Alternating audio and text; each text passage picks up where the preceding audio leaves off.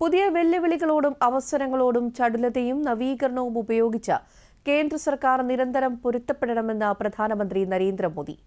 കേന്ദ്ര സെക്രട്ടറിമാരുടെ രണ്ടാമത് ഉന്നതതല യോഗത്തിൽ അധ്യക്ഷത വഹിക്കുകയായിരുന്നു അദ്ദേഹം. സർക്കാർ എല്ലായ്പ്പോഴും ഭാവിയിലേക്കുള്ള കാഴ്ചപ്പാട് നിലനിർത്തണമെന്നും പ്രധാനമന്ത്രി പറഞ്ഞു. ഉന്നതതല യോഗത്തിൽ ധനകാര്യം, സാമ്പത്തികം, വാണിജ്യം, വ്യവസായം, സാങ്കേതികവിദ്യ എന്നീ മേഖലകൾ ചർച്ചയായി. സർക്കാരിനുള്ളിലെ പ്രതിസന്ധികൾ തരണം ചെയ്യേണ്ടതിന്റെ ആവശ്യകതയെപ്പറ്റി പ്രധാനമന്ത്രി ഉദ്യോഗസ്ഥരുമായി ചർച്ച ചെയ്തു. നിർണായക മേഖലകളിൽ രാജ്യം സാങ്കേതിക സ്വാശ്രയത്വം വളർത്തിയെടുക്കണം. തെറ്റായ വിവരങ്ങൾ തടയുന്നതിന് തന്ത്രപരമായ മേഖലകളിൽ സജീവമായ ഇടപെടലുകൾ നടത്തണം. പൗരന്മാരെ കേന്ദ്രീകരിച്ചുള്ള ഭരണത്തിന്റെ പ്രാധാന്യം പ്രധാനമന്ത്രി യോഗത്തിൽ എടുത്തു പറഞ്ഞു.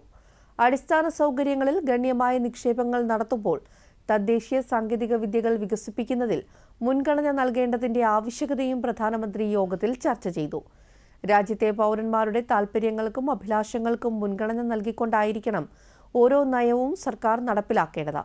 പരിഷ്കാരങ്ങൾ എന്നത് വെറുമൊരു ആലങ്കാരിക പദമല്ലെന്നും ഫലപ്രദമായ ഭരണത്തിന്റെ ആവശ്യകതയാണെന്നും പ്രധാനമന്ത്രി പറഞ്ഞു.